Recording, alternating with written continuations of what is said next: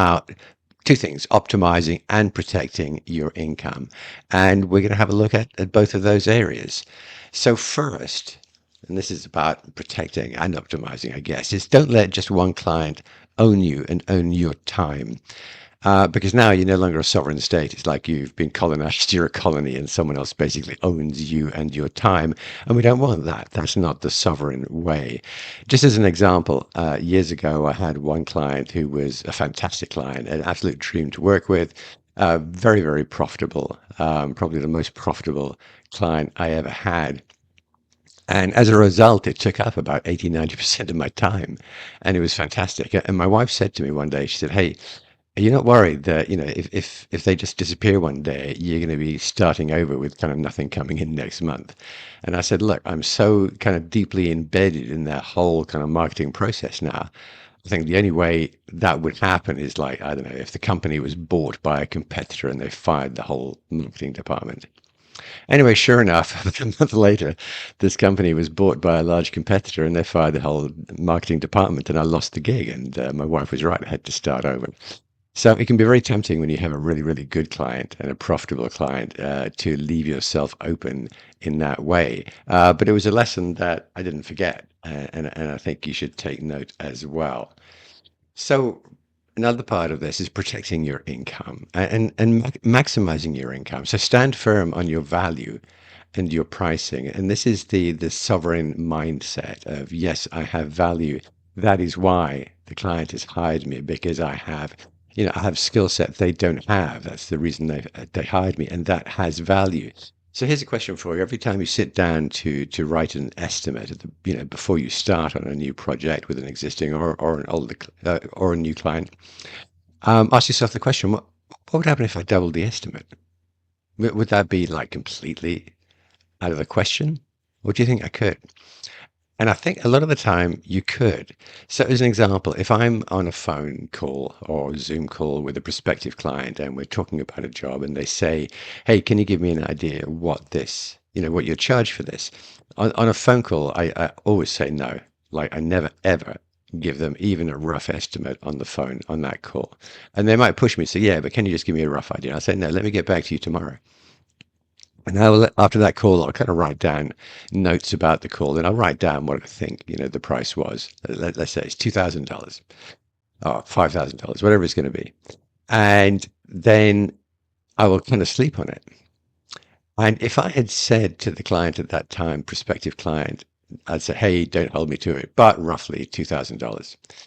You know what happens almost every single time? By the time I've slept on it, thought about it, thought about the work involved, thought about the time on kind of administering the project and spending time on emails and phone calls.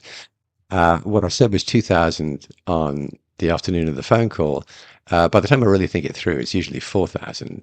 So in fact, when I say, "What if you double your estimate?" It's something I do in my own mind every time. But this is like really important that you make sure that you are earning as much as you can from each project you take on, because it can literally double your income if you kind of go through that process in your mind. And I've had clients got back to me and said, "That's too much." It's happened, but it doesn't happen nearly as often as you might think. Hey, they're paying for expertise. And as freelancers, we very often underestimate our value. Now, if you're doing kind of commodity work where they can compare you to 10 other freelancers doing, their price for exactly the same thing, not so easy. But if you're bringing a bit more to the table and you're reaching a little higher than commodity style projects, then yeah, absolutely. Always ask yourself, what would happen? What would happen if I doubled that estimate? Because like I say, it's a really fast way to doubling your income for the year. Here's an important way to protect your income for clients who don't get it and who aren't good to work with or aren't profitable. You're fired. A difficult or cheap client can be a drag. It's a drag on your time and your emotions, and don't underestimate that second one. I've had clients that have kind of made my life a misery, almost brought me to tears. And I had one client like that who, again, was very profitable, but it was just a miserable work experience. And in the end, I just kind of resigned from that. I was kind of contracting with them, and I said, "No, I just don't want to do this anymore," because the toll of that, the emotional toll was such that it was affecting all of my work. So, let them go and use the time saved to find a better client. So years ago, today my income is spread in different revenue streams, as we'll see in a minute. But 10 years ago, 90% of my income was simply freelancing. And I had this practice every year between Christmas and the New Year. I'd choose a client to fire. So that client would either be my least profitable client, smallest client, or the client that was the most miserable to work with. And perhaps they would be the same client, perhaps not. And I would fire a client at the beginning of every year. And by doing so, I'd free up the time to find a better client. And that is a wonderful, it takes some self-discipline. It's a scary thing, firing a client, but it's a wonderful way to kind of reach up and climb up the ladder a bit and see if you can get each year being more profitable than the last. So, as I just mentioned, create multiple client-free revenue streams. I used to be 100% copywriter, content writer, and now I still do that, but I mix it up. I do in the image at the top one, Nick Osborne one. That's my coaching service. Go down Incredible Mushrooms. That's a media site. It's a passive income site. It's got hundreds of pages about mushrooms and fungi because I happen to be interested in that. I put advertising on there. I have affiliate links on there. It's a source of passive income. At the bottom there, that is my course. That's a course that I have called Conversational Copywriting. And of course, you're now in the middle of one of my other courses, and I really enjoy that. I love creating courses. I love sharing what I know. I love teaching. And that's a revenue source. So I've got the revenue coming in from different directions. The other one on the left there, subscription newsletters.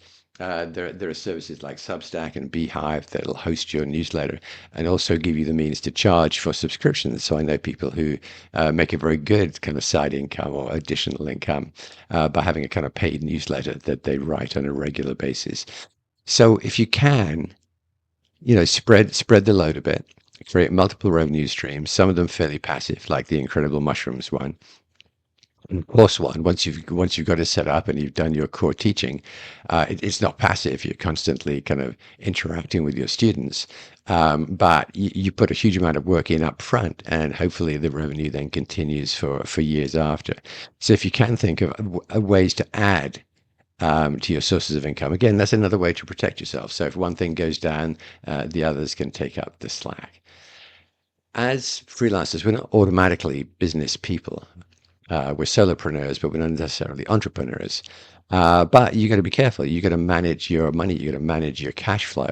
You got to have an emergency fund. So, I have a separate business account. I keep it completely separate from my personal spending. Do you have to? No, you don't. You could sort of have a personal savings account as a separate account. I have a limited liability company for my work. This helps me keep separate, and it also helps kind of protect you against litigation if somebody's going to sue the company rather than sue you personally. That thankfully has never happened to me, but it's a consideration. Always have like an emergency fund, like a savings account or something with some extra cash in it.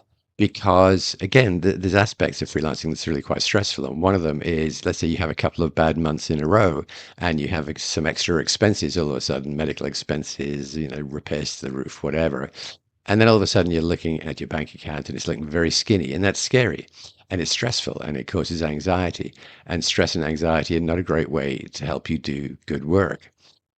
So I always have I have an emergency fund.